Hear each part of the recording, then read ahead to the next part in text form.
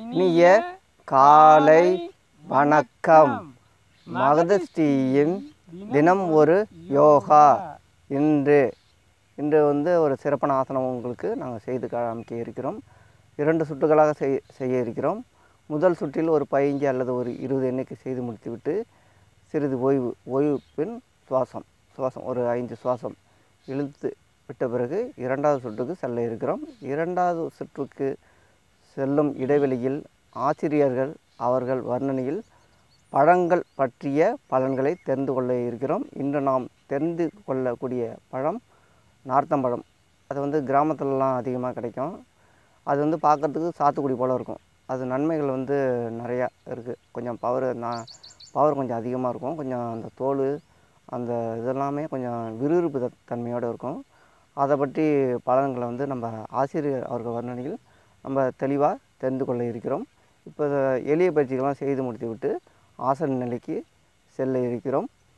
கவயாசனம் செய்வது எப்படி என்பதை இப்போ பார்க்க இருக்கிறோம். அதுக்கு முன்னால் சில எளிய பயிற்சிகளை செய்து முடித்துவிட்டு ஆரம்பிக்க இருக்கிறோம்.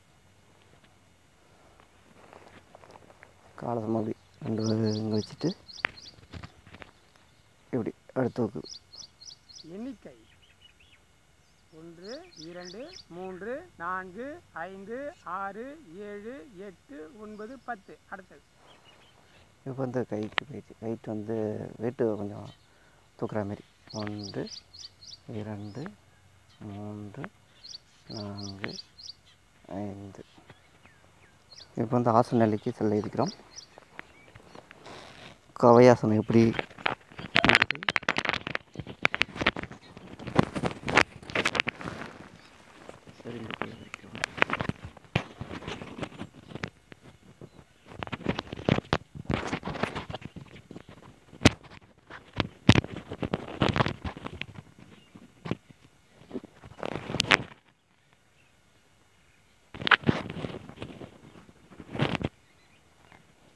இப்படி கையை அப்படி வச்சுக்கிட்டு அதுக்கு மேலே தலையை அப்படி ஊனி அப்படியே மெதுவாக தூக்கி அப்படியே பத்மாசனம் போட்டுக்கிட்டு அப்படியே மெதுவாக அப்படி கீழே அப்படி இறக்கி அவ்வளோதான். எண்ணிக்கை 1 2 3 4 5 6 7 8 9 10 11 12 13 14 15 16 17 18 19 20. நன்றி ஆர்ஜி அவர்களே. ஆசனத்தை மெதுவாக கழித்து விட்டு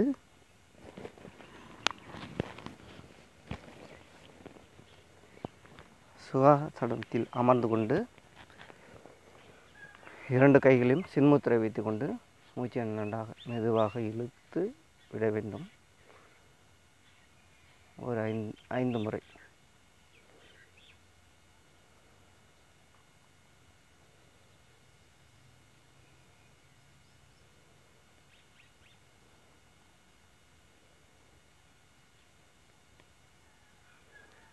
இந்த ஆசிரியர் அவர்கள் வர்ணனையில் பார்க்கக்கூடிய பழம் பெயர் நார்த்தம்பழம். இந்த பழம் கிராமத்தில் நிறைய இடத்துல கிடைக்கும். நாங்கள் சின்ன வயசுலாம் சாப்பிட்ருக்கோம். சில பழங்கள் புளிப்பாக இருக்கும், சிலது நல்லா இனிப்பாகவே இருக்கும். நல்லா சாத்துக்குடியோட இனிப்பாகவே இருக்கும் சில பழங்கள் அதிகம். இது ஆசிரியர் அவர்கள் வர்ணனையில் இப்பொழுது நாம் தெரிந்து கொள்வோம். அவர்களே, தினமும் ஒரு பழம், தினமும் ஒரு ஆசனம் எப்படி இருக்குது தெரியுங்களா? அப்படி இருக்குது நம்ம மனநிலை. அப்படி இருக்குது. மற்றவங்க எப்படி நினைக்கிறாங்களோ இல்லை, நம்ம மனநிலை ஆத்ம திருப்தின்னு சொல்லுவாங்க இல்லையா? உலகில் பிறந்தால் சாதனையை படைக்கணும். நான் சாதனை படைச்சிட்டு தான் இருக்கோம் அப்படிங்கிற மனநிலையில் நிறைவான வாழ்க்கை வாழ்ந்துட்டு இருக்க மாதிரி எனக்கு சந்தோஷம், மன நிறைவாக இருக்குது. ஏன்னா தினமும் எழுந்திரிச்சு கடவுள் கொடுத்த வரத்தில் யோகா பண்ணுறோம். யோகாவை யூடியூப்பில் வெளியிடுறோம். இவ்வளோ பெரிய விஷயத்த கடவுள் கொடுத்துருக்கான். சரி, அந்த வகையில் இன்றைக்கி நம்ம நிறைய விஷயத்தை கொண்டு போகிறோம். ஆடுதுறை இயற்கை மருத்துவ சங்கம் சொன்னது அனைத்தையும் நம்ம இங்கே கொண்டு போயிட்டுருக்கோம். இயற்கை உணவு, இயற்கை பற்றிய சிந்தனைகள், உணவே மருந்து அப்படிங்கிறது ஆடுதுறை இயற்கை மருத்துவன் மிகப்பெரிய தத்துவம். உணவே மருந்து. உணவே மருந்துங்கிறது எவ்வளோ பெரிய விஷயம் பாருங்கள். சாப்பிட்ற சாப்பாடை மருந்தாக எடுத்துக்கிறோம். சரி, ரைட்டு. அந்த வகையில் இன்று நம்ம பார்க்கக்கூடிய படம் நார்த்தம்பழம். ஆகா, நார்த்தம்பழத்தை பற்றி சொல்லணும்னா எனக்கு நாக்கெல்லாம் ஊறுது. அவ்வளோ அருமையான படம். சாப்பிட்டவங்களுக்கு தெரியும் அந்த பழத்தோட அருமை. அதாவது படம் சொன்ன மாரி இனிப்பு, அதாவது எலுமிச்சம்பழத்தோட பரிமாண வளர்ச்சி தான் அந்த நார்த்தம்பழம். அப்படி இருக்கும் அந்த பழம். எலுமிச்சம்பழம் என்ன இருக்கும்? புளிப்பு இருக்கும். அதே புளிப்பு தான் இதுலேயும் இருக்கும். எப்போ ஒவ்வொரு மரத்தோட சுவையை வந்து மாறுபடும், இடத்துக்கு தகுந்த மாரி மாறுபடும். அதான் இனிப்பாகவும் இருக்கும், இனிப்பு கலந்த சுவையாகவும் இருக்கும், நல்ல புளிப்பாகவும் இருக்கும். சரிதாங்களா? நல்ல புளிப்பு கலந்த பழத்தை எங்கே யூஸ் பண்ணுவோன்னா, நல்ல வெயில் நல்லா அதை அறுத்து உப்பு போட்டு நல்லா அழகாக அப்படியே ரவுண்டாக அப்படியே அறுத்துட்டு போய் அப்படியே இழுத்து அப்படியே ரவுண்டாக ஒரு நீட்டு பழம் மாரி இழுத்து கொண்டு போகலாம். அவ்வளோ இது 1.5 அடிக்கு அழுவும். அந்த அளவுக்கு இழுக்கலாம் அந்த பழத்தை. இழுத்துட்டு போய் வைக்கலாம். அந்த காயை அறுத்து அதில் அப்படியே உப்பை போட்டு நல்லா உப்பை போட்டு அப்படியே ஊற வச்சிங்கன்னா அப்படி இருக்கும். உப்பை போட்டு ஊற வச்சு கொஞ்சம் கொஞ்சமாக வெயில் அப்படியே தொங்க விடுவாங்க. அப்படியே தொங்க விட்டு வரிசையில் காய வச்சு அப்புறமா எடுத்து வச்சிங்கன்னா அந்த மழை சீசனுக்கு நல்லா சாப்பிட்றது இருக்கும். இதில் ஒரு பெரிய விஷயம், ஆனால் அந்த நார்த்தம்பழம் அவ்வளோ சீக்கிரம் செரிக்காது. ஆனால் நீங்கள் என்ன சாப்பிட்டு தான் அது செரிச்சு போடும் அந்த நார்த்தம்பழத்தில். இங்கே நார்த்தம் காய் இது பண்ணும்போது. சரி, அந்த பழத்தை பற்றி பார்ப்போம். நிறைய பேசுகிறவங்க நினைக்காதீங்க, நிறைய விஷயங்கள் சொல்ல தான் உங்களுக்கு தெரியும். அதனால தான் சொல்கிறோம். அழகாகவும் இனிமையாகவும் சொல்லணும் எங்களுக்கு ஆசையாக இருக்குது. எங்களால் முடிஞ்ச அளவுக்கு சொல்கிறோம். கவனிங்க. நார்த்தம்பழம் அப்படியே எப்படி தெரியுங்களா இருக்கும் படம், அவ்வளோ பச்சை கலர். உங்களுக்கு பழத்தை வந்து வீடியோவில் நாங்கள் போடுறோம், வீடியோவில் எடுத்து உங்களுக்கு பழத்தை போடுறோம். கவனிங்க அந்த பழத்தை. அந்த தோல் பகுதி இருக்குது இல்லை, நல்ல கடினமாக இருக்கும். எப்படி சொல்லலாம், கடின மீன் வந்து தோல் மொத்தமாக இருக்கும். அப்படி இருக்கும் மொத்தமாக. அதை பார்த்தீங்கன்னா புள்ளியாக மேலே ஒரு ரவுண்டாக கட்டாக இருக்கும். அந்த பழத்தோட புளிப்பு சுவை மிகுந்ததாக இருக்கும். இந்த பழத்தை சில விரும்பி சாப்பிடுவதில்லை. என்ன காரணம்னா புளிப்பாக இருக்குன்னு. ஆரஞ்சோட மறுபிறப்புனே வச்சுக்கலாம். அவ்வளோ ஆரஞ்சு பழம் எவ்வளோ சுவை இருக்கும், அத்தனை சத்து ஆரஞ்சில் என்ன சொன்னோமோ அத்தனை சத்து இதில் கிடைக்கும். நார்த்த மரங்கள் 100 ஆண்டுகளுக்கு மேலே வரும். இது நல்லா தெரிஞ்சுங்க. 100 ஆண்டுகள் மேலே நார்த்தம்பழம் வளரும். ஒரு மரத்தை வச்சிங்கன்னா உங்கள் பிள்ளையோட பேரன் பேத்தி அந்த விஷயங்கள்லாம் இருக்கும். கொள்ளு பேரன் வரைக்கும் பார்ப்பாங்க. அப்புறம் வந்து இதில் பார்த்திங்கன்னா எங்களுக்கு தெரிஞ்சதில் நாங்கள் படித்து தெரிஞ்சுக்கிட்டதில் அமிலங்கள்லாம் இருக்குது. கனியில் அமினோ அமிலங்கள், வைட்டமின்கள், கொழுப்பு அமில, மலச்சிக்கல், சிறுநீரக கல்ல நோய்கள்லாம் சரி செய்யக்கூடிய இதாக இருக்குது இந்த இதில். கனியின் தோலுரை வந்து வயிற்றுப்போக்கை நிறுத்தும். அதான் சொல்கிறோம்ல, அந்த காய வச்சு நல்லா இது பண்ணி நார்த்தம் ஊறுகாயாக செஞ்சு வச்சுக்கிட்டு சாப்பிட்டிங்கன்னா வயிற்றுப்போக்கோட இது சரி செய்யும். வயிற்று புண்ணு இருக்குது நார்த்தக்காய் உகந்தது. தினமும் இந்த நார்த்தம்பழத்தில் காலம்பரை சாப்பிட்டிங்கன்னா குளிர்ச்சி அடைஞ்சிடும். உடம்பு வந்து குளிர்ச்சி இல்லை அப்படின்னு நினைக்கிங்கன்னா ஒரு பழத்தை புழிஞ்சு அதில் நல்லா தண்ணியில் கலந்து சாப்பிட்டிங்கன்னா குளிர்ச்சி அடைஞ்சிடும். வயிற்றில் உள்ள அனைத்து புண்ணெல்லாம் சரி செஞ்சிடும். புழுவை நீக்கும், வயிற்றில் உள்ள புழுவை நீக்கும். பசி இருக்குங்களா அதிகரிக்கும். இப்போ குழந்தெல்லாம் இருக்குது, நல்லா சாப்பிட மாட்டேதுங்க ஐயா அப்படின்னு நினைக்கிறீங்கன்னா நீங்கள் ஒரு வாரத்துக்கு அதை கொஞ்சமாக ஒரு 4 நார்த்தம்பழத்தை வாங்கி அதில் கொஞ்சமாக ஒரு பழத்தை முள்ளாக புழிஞ்சு வீட்டில் உள்ள எல்லோரும் குடிங்க. குடிச்சிட்டு பசிக்குதா அப்படின்னு முதல்ல பார்த்துட்டு சொல்லுங்கள். எங்களுக்கு வேணால் கமெண்ட்ஸில் கொடுங்க. நீங்கள் செஞ்சு பார்த்தீங்கன்னா தான் தெரியும். இப்போ உடனே நாங்கள் கேட்கல, ஒரு வாரம் கழிச்சோ 10 நாள் கழிச்சு அதை கிடைக்கும்போது பயன்படுத்தி பார்த்துட்டு எங்களுக்கு சொல்லுங்கள். நல்லா தினமும் சாப்பிட்றனால உடல் சூட்டாக குறைச்சிடும். பித்தத்தை இது பண்ணணும். பித்த அதிகரிப்பாக ஈரல் பாதிப்பு ஏற்படும். அதை ஈரல் பாதிக்கப்படும், ரத்த அசுத்தம் இதுமாரிலாம் இருந்துச்சுன்னா அதை சரி செஞ்சிடும். அந்த இது தலைச்சுற்றல் வாந்தி மயக்கம் உண்டாகிறவங்களாம் இருக்கலாம். இந்த நார்த்தம்பழத்தை சாப்பிட்டிங்கன்னா பித்தம் தணிஞ்சிடும். பித்தம் தணிஞ்சிச்சுன்னா நான் தலைச்சுற்றல் இதெல்லாம் வராது. தலைச்சுற்றல் நிறைய பேர் போவாங்க. பெண்கள் இருக்காங்கள, நிறைய தலைச்சுற்றல்லாம் நிறைய பாதிக்கப்படுவாங்க. பஸ்ஸில் போகிறாங்க அப்படின்னா அந்த நார்த்தம்பழத்தை ஒரு சாரை கொஞ்சம் புழிஞ்சு ஒரு இதில் எடுத்து வச்சிங்க. போகும்போது கொஞ்சம் கொஞ்சமாக குடிச்சிட்டே போங்க, வரவே வராது. இவ்வளோ பெரிய டிப்ஸு சொல்கிறோம், ஆனால் சின்ன டிப்ஸு தான், ஆனால் மிகப்பெரிய விஷயங்களை பண்ணுது. இவ்வளோ தூரம் எதுக்காக சொல்கிறோம், நீங்கள் புரிஞ்சுக்கிட்டு மற்றவங்களுக்கு சொல்லணும்னு தானே சொல்கிறோம். நீங்கள் மட்டும் தெரிஞ்சுக்கிட்டு அப்படியே விட்றாதீங்க. உங்கள் நண்பர்களுக்கு சொல்லுங்கள், விட்டா ஒருவங்க சொல்லுங்கள். நிறைய விஷயம் இருக்குது நார்த்தம்பழத்தை பற்றி. என்ன சொல்லிகிட்டே போகலாம். என்னடா நிறைய ஐயா சொல்கிறாங்களேங்கிற மனநிலைக்கு வந்துடுவீங்க. அதனால தான் நாங்கள் அதை கொஞ்சமாக சொல்லி அப்படியே சுருங்க சொல்லணும்னு ஆசைப்பட்றோம். சரிங்களா? நல்ல ஒரு விஷயந்தான். நார்த்தம்பழத்தை எடுத்துகிட்டிங்கன்னா சாதாரணமாக எடுத்துக்கிட்டிங்கன்னா வயிற்று புண்ணை சரி செஞ்சிடும், வயிற்று பொறுமலை சரி செஞ்சிடும். இந்த நார்த்தம்பழம் செரிமானத்தன்மையை அதிகப்படுத்துது, நிறைய செரிமானத்தன்மையை உண்டு பண்ணுது. அது மட்டுமா பண்ணுது, அவ்வளோ விஷயம் பண்ணுது. மலச்சிக்கலை சரி செஞ்சிடும். மிகப்பெரிய விஷயம் இல்லையா? எல்லாருக்கும் மலச்சிக்கல் பெருஞ்சிக்கலால் இருக்குது. ஒருத்தவங்களுக்கு மட்டும் இருந்தால் பரவாயில்ல, ஊருக்கு இருந்தால் பரவாயில்ல. ஒரு 10 பேர் கூட்டத்தில் போனால் பெரிய பிரச்சனையால் இருக்குது. அதெல்லாம் சரி செஞ்ச முடியும். சாப்பிடுங்க. என்னத்தை சொல்கிறோம், நார்த்தம்பழம் நம்ம நாட்டில் கிடைக்கும், நம்ம கிராமத்தில் கிடைக்கிற பழம் எல்லாருக்கும் கிடைக்கிது. இப்போது ஃபாரின் வரைக்கும் போகுது ஏற்றுமதியில். ஏன் நம்ம சாப்பிடக்கூடாது? ஐயா சாப்பிடுங்க, இந்த நாற்றம் இல்லாமல் சரி பண்ணி விடலாம். கூட்டத்திலலாம் போகும்போது நமக்கே அசிங்கமாக இருக்கும், ஐயோ கொசு விட்டுட்டோமா அப்படின்னு சொல்லி ரொம்ப அசிங்கமாக இருக்கும் இல்லையா? அதெல்லாம் சரி செஞ்சுக்கலாம். கிராமத்தில் பார்ப்போம், சொல்லுவான் பையன், எப்பா அவன் கொச்சு விட்டான்ப்பா, நான் செய்யலப்பா, அவன்ப்பா அப்படிம்பா. அந்த மாரிலாம் இல்லாமல் பண்ணிக்கலாம்ப்பா, நம்மளே சரி பண்ணிக்கலாம்ப்பா. வாங்க நார்த்தம் பழத்தை சாப்பிடுங்க, பலன் அடிங்க. சரி வாங்க மீண்டும் ஆசனத்துக்கு போவோம். ஆர்ஜி அவர்கள் வர்ணனையில் அந்த ஆசனத்தை செஞ்சு காட்டி உங்களுக்கு பலனை சொல்லி வர்ணனையை ஆர்ஜி அவர்கள் தொடருவாங்க. நன்றி, அடுத்தது பார்ப்போம். மீண்டும் கடைசியாக சந்திப்போம். ஆசிரியர் அவர்கள் வர்ணனையில் நம்ம கொஞ்சம் நார்த்தம்பழத்தை பற்றி சிறப்புகளை தெரிஞ்சுக்கிட்டோம். கொஞ்சம் ஆசிரியர்லாம் வர வர இப்போ காமெடி நிறையா பண்ண ஆரம்பிச்சிட்டாரு, ரொம்ப சிறப்பாக இருக்குது. இப்போ நம்ம வந்து எளிய பயிற்சிகள்லாம் செய்து முடித்துக்கிட்டு நம்ம 2வது சுற்றுக்கு கவையாசனம் செல்ல இருக்கிறோம். இப்போ 2 காலையும் இப்படி நீட்டிக்கிட்டு 2 கையும் இப்படி வச்சுட்டு இந்த காலை இப்படி தூக்கிட்டு பேலன்ஸ் பண்ணி ஒரு 10 எண்ணிக்கை 1 2 3 4 5 6 7 8 9 10. இப்போ கைகளுக்கு நம்ம வெயிட்டு தூக்குற மாதிரி ஒரு 5 கிலோ 10 கிலோ அளவுக்கு ஒரு வெயிட்டு தூக்குற மாதிரி 1 2 3 4 5. இப்போ ஆசன நிலைக்கு செல்ல இருக்கிறோம்.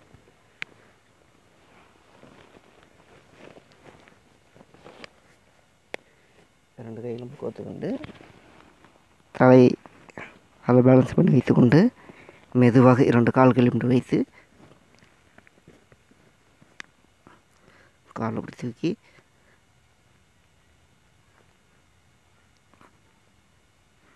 அப்படியே பத்மாசனம் போட்டுக்கொண்டு அப்படியே காலை மெதுவாக இறக்கிக்கிட்டு இப்போ எண்ணிக்கை 1 2 3 4 5 6 7 8 9 10 11 12 13 14 15 16 17 18 19 20.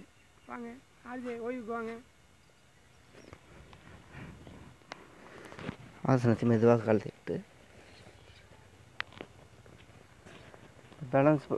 பேலன்ஸ் பண்ணி உடம்பு ஃபுல்லாக வெயிட் எல்லாம் கழுத்து பகுதியில் இருக்கா, அதனால் கழுத்துக்கு ரிலாக்ஸேஷன் இப்படி கழுத்து அப்படி மண்டலமாக அப்படி அப்படியே ஆசிச்சுக்கணும். இப்படி ஆசிச்சுக்கிட்டு இப்பொழுது ஓய்வுக்கு சுவாச பயிற்சி.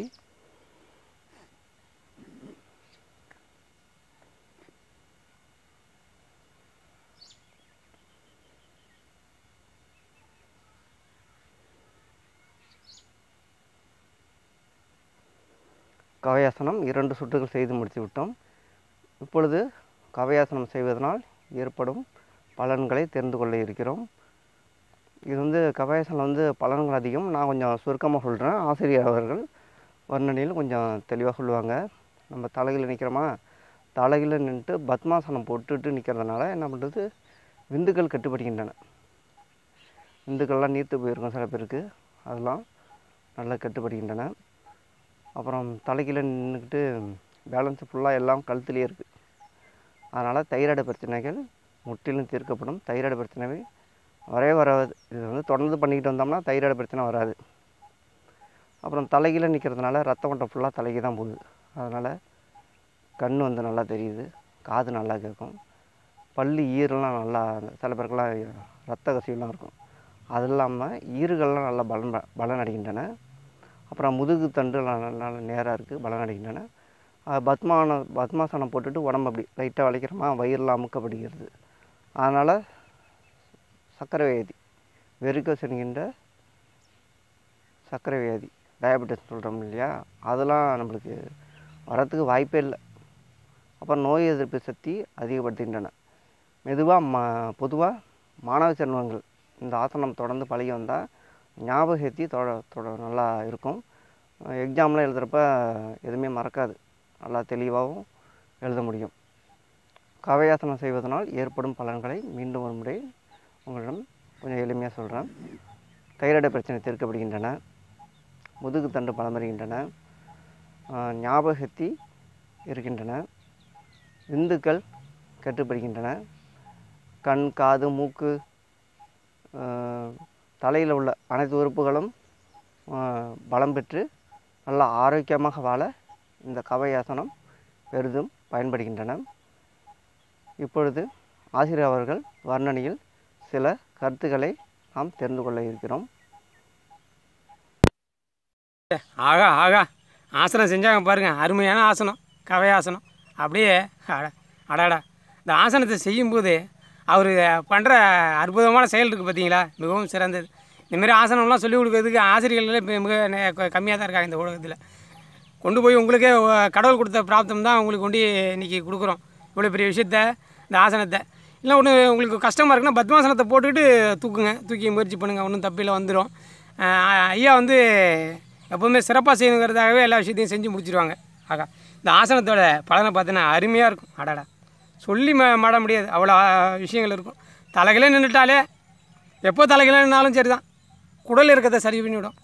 நம்ம குடல் இறக்கத்தை சரி பண்ணிவிடும். அடுத்தது அடாடா, தலைக்கு இன்றைக்கி நிலைமைக்கு பார்த்தீங்கன்னா சின்ன வயசில் கண்ணாடி போட்டுடுறான். நம்ம பிள்ளைகள்லாம் கண்ணாடியை சின்ன வயசில் மாட்டி போடுறான். என்ன காரணம்? நம்மளுக்கு தலைக்கு கண்ணுக்கு கண்ணை வந்து டிவி பார்க்குறான், செல்லு பார்க்குறான், எல்லாத்தையும் பல மணி நேரம் இருட்டில் பார்க்குறான். அதாங்க பிரச்சனையே. அந்த வெளிச்சத்தில் பார்த்தா கூட பரவாயில்லையா, கண்ணில் எல்லாத்தையும் கண்ணை காலி பண்ணிக்கிறான். இப்போ என்ன செய்யணும்? நம்ம இந்தமாரி ஆசனங்களை சொல்லிக் கொடுங்க. யூடியூப்பை பார்த்து நம்ம சேனலை பார்த்து எல்லாருக்கும் சொல்லிக் கொடுங்க. விட்டா ஒரு எல்லாருக்கும் சொல்லிக் கொடுங்க. என்னடா இவ்வளோ சாதாரணமாக நினைக்க சொல்கிறோமே அப்படின்னு நினைக்காதீங்க. நிறைய விஷயத்தை நாங்கள் பண்ணிகிட்டு தான் இருக்கோம். நிறைய விஷயங்கள் உங்களுக்கு கொடுத்துட்ருக்கோம். அடாடா, அடுத்தது இந்த வயிறு பிரச்சனைக்கு அடாடாடா, இன்றைக்கி மலச்சிக்கல்லேருந்து அனைத்து சிக்கலுக்கும் காரணம் இந்த சக்கரை நோய்யா. இந்த சக்கரை நோயை சரி செய்யக்கூடிய ஆசனம் ஐயா. இதெல்லாம் தலைகளை நிற்கும் போது அந்த வயிற்று பிரச்சனையை அமுக்குறோம் பார்த்துங்க, ஒரு பொட்டி மாரி அமுக்கி பிடிக்கிறோம். அந்த வயிற்றில் உள்ள கல்லீரல், மண்ணீரல், கணையம் எல்லாத்தையும் அமுக்குதியா. ஒரே அமுக்கிய அத்தனையும் சரி செய்யுதியா. எவ்வளோ பெரிய விஷயத்தை போறியா. பல லட்ச ரூபா கொடுத்து ஆஸ்பத்திரியில் சரி பண்ண முடியாத ஆசை இதெல்லாம் நம்ம ஈஸியாக சரி பண்ணுறோம்யா. சர்க்கரை நோயின்னு சொல்கிறோம், நாங்கள் சர்க்கரை நோய் இல்லைன்னு சொல்கிறோம்யா. ஈஸியா, ரொம்ப ஈஸி. வாங்க, எவ்வளோ சொன்னாலும் காதில் வாங்குறவங்க காதில் வாங்கிட்டு தான் இருக்கீங்க, செய்கிறவங்க செஞ்சுக்கிட்டு தான் இருக்கீங்க. பரவாயில்ல, எல்லோரும் பாருங்கள், எல்லோரும் அனுபவிங்க. நல்ல விஷயத்தை தான் சொல்கிறோம். 4 பேருக்கு நீங்களும் சொல்லுங்கள், நாங்களும் சொல்கிறோம். நாங்கள் எவ்வளோ சொன்னாலும் நீங்கள் சொன்னாதான் வெளியில் வரும். நாங்கள் சொல்கிறது வந்து நாங்கள் போடுறோம், நீங்கள் சொன்னாதான் வெளியில் வரும், அத்தனை பேருக்கும் போவோம். நீங்கள் சொல்லணும், மற்ற விட்டா நண்பர்கள்லாம் சொல்லணும்யா, சொல்லிகிட்டே இருங்க. ஒரு நாளைக்கு இது இப்போ நல்ல நிலைக்கு போய் சேரும். மக்கள் நல்லா சூட்சமாக இருப்பாங்க. இன்றைக்கி பாரியா, ஆஸ்பத்திரி பாரியா, மலட்டுத்தன்மை அல்ல அத்தனை பிரச்சனையும் சரி சொல்லிட்டாரு. 6 விந்தணுக்கள் சரி இப்போ கட்டுப்படுதுன்னு. விந்தணுக்கள் சரியில்லாமல் தான் எல்லா பிரச்சனையும் நடக்குது. ஐயா சொல்லிட்டாரு, மலட்டுத்தன்மையை சரி பண்ணணும், குழந்தை இனிமேல் சரி செய்யும். ஐயா ஒரு வார்த்தையில் முடிச்சிடறாரு. நிறைய சொல்லிகிட்டே போகலாம் ஐயா. நம்ம இப்போ சொன்னோம்னா நிறைய சொல்கிற மாதிரி நினைக்க வேண்டியதாக இருக்குது. சரி, ரைட்டு, எவ்வளோ தான் சொல்ல முடியுமோ சொல்லிகிட்டே இருக்க வேண்டியதான். பயன்படுறவங்க பயன்பெறட்டும், பயன்படுறாங்களுக்கு நம்ம பயன்படுறதுக்கு முயற்சி பண்ணுவோம். ஒரு நாளைக்கு 100 தடவை சொன்னால் சரியாக வந்துடுங்க, எல்லோரும் ஏற்றுப்பாங்கய்யா. எப்போதும் சொல்லும் போது தான் ஒரு இதாக இருக்கும். பிள்ளைகளுக்கு சொல்லுவோம்ல, 4 தடவைக்கு 10 தடவை சொன்னால் பிள்ளைகள் திருந்துருமியா. பெரியவங்களுக்கு நிறைய பேருக்கு சொல்லுங்கய்யா. பெரியவங்களுக்கு புரிஞ்சுக்கிட்டோம்னா சின்னவங்களுக்கு ஈஸியாக சேர்ந்துருமியா. பெரியவங்க அந்த காலத்தில் நல்ல விஷயங்களை சொன்னாங்க, நல்ல விஷயங்களை போயிட்டே இருந்துச்சு. ஆனால் கெட்ட விஷயத்தை புகுத்தணும். டிவி, வானொலி பெட்டி வந்துச்சு, நல்ல விஷயத்தை ஓடிட்டு இருந்துச்சு. டிவி வந்துச்சு, ஓரளவுக்கு பாதிச்சிச்சு. அடுத்தது வந்துச்சு செல்ஃபோனுன்னு வந்துச்சியா, எல்லாத்தையும் வந்துச்சியா, ஆண்ட்ராய்டுன்னு வந்துச்சியா. அடிக்கிறாயா செல்லை வச்சுக்கிட்டு சக்கன்னு பார்க்குறான். நல்ல விஷயத்தை பார்த்தா பரவாயில்லையா, நாரப்பயில பிள்ளையோ கெட்ட விஷயத்தை தான் நிறையா பார்க்குதுயா. பசங்க சொல்லிக் கொடுங்கய்யா, நல்ல விஷயத்தை நிறைய சொல்லிக் கொடுங்கய்யா. இதெல்லாம் நல்லது, யோகா பார்த்தா நல்லது, இயற்கை உணவு சாப்பிட்டா நல்லது சொல்லுங்கய்யா. பசங்கள்கிட்ட சொல்லுங்கய்யா. நீங்கள் சொன்னீங்கன்னா தெரிஞ்சிருவாயா. பசங்களாம் நல்ல பசங்க தான்யா. ஆசிரியர் பெருமக்கெல்லாம் சொல்லுங்கய்யா, பசங்கள்கிட்ட சொல்லிக் கொடுங்கய்யா. யோகாவும் ஒரு நல்ல கலையா, அது நல்ல உடலுக்கு ரொம்ப சந்தோஷத்தை ஏற்படுத்தும். உடலை வந்து அது தூக்க இன்மை உண்டு பண்ணும். நல்ல விஷயத்தை உண்டுயா, சொல்லிக் கொடுங்கய்யா, பசங்கள்கிட்ட சொல்லிக் கொடுங்கய்யா. சரி, ரைட், நம்ம ஒரு கருத்தை சொல்லிவிட்டு முடிப்போம். ஏன் நிறைய சொல்லிக்கிட்டே இருந்தாலும் கஷ்டம்தான். நம்ம கருத்துக்கு போவோம்.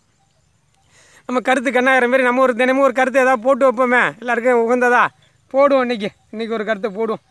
இந்த சூழலில் ஒட்டுமொத்த சமுதாயத்தில் உள்ள ஒவ்வொரு தனிப்பட்ட மனிதனா ஒவ்வொரு மனுஷனுக்கு உள்ள விஷயத்த சொல்கிறான். நோக்கம் என்பது என்ன இருக்குது?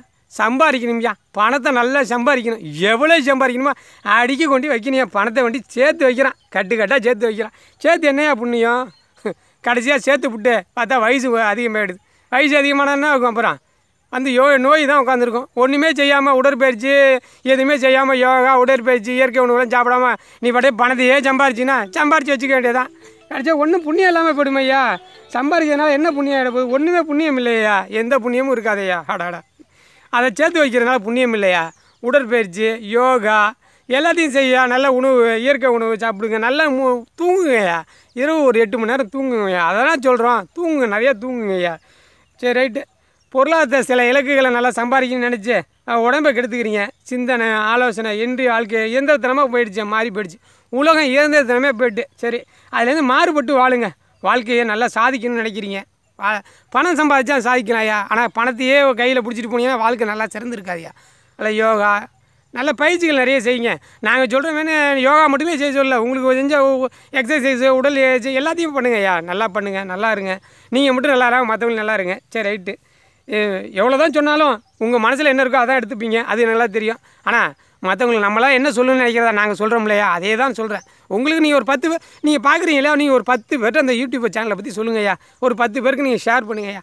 எல்லாம் கிடச்சிருமியா, எல்லாருக்கும் எல்லாம் கிடச்சிருமியா, எல்லாத்துக்கும் எல்லாம் கிடச்சிரும். ஒரு 10 பேர்கிட்ட சொல்லும் போதே விஷயம் நடக்கும். சரி ரைட்டு, ஓகே, நன்றி. நம்ம என்ன சொல்கிறோம், இப்போ இந்த மகதிஷ்டி தினமுறை யோகாவை உங்கள் நண்பர்களுக்கு உற்றாவர்களுக்கு சொல்லணும். எப்படி சொல்லணும், யூடியூப்பில் போய் அந்த சர்ச்சில் போயிட்டு அட்டு அந்த போட்டு சுழிச்சிருக்கோம் இல்லையா, அட்டு நம்ம தனித்தன்மையாக இருக்கணுங்கிறத அட்டை போட்டிருக்கோம்யா. டெய்லி சிம்பிள் யோகா அப்படின்னு ஆங்கிலத்தில் அடிச்சிங்கன்னா வந்துடும்யா. இந்த தினமும் இந்த யோகா நீங்கள் பார்க்கணும். மற்ற எல்லா வீடியோவும் பார்க்கணுன்னா இது வரைக்கும் 220 வீடியோவுக்கு மேலே போட்டோம்யா. அதை அத்தனையும் பார்க்கலாம்யா. நீங்கள் மகதிஷ்டி தினமுறை யோகா அப்படின்னு தமிழில் அடித்தா வந்துடும். ஆங்கிலத்தில் போய் அட்டு டெய்லி சிம்பிள் யோகான்னு சர்ச் பண்ணால் வந்துடும். இவ்வளோ விஷயத்த பண்ணியிருக்கோயா. ஆங்கிலத்தில் முழுசாக இங்கிலீஷ்லேயே அடிக்கணும்னா மகதிஷ்டி டெய்லி சிம்பிள் யோகா அப்படின்னு அடிச்சிங்கன்னா வந்துடும்யா. நிறையா சொல்லிட்டோம்யா. இவ்வளோ தூரம் சொல்லி கொண்டுட்டு போயிட்டோம். சரி, தினமும் பார்க்குறோம். நாளை மீண்டும் சந்திப்போம், வாங்க பார்ப்போம். நன்றி, வணக்கம்.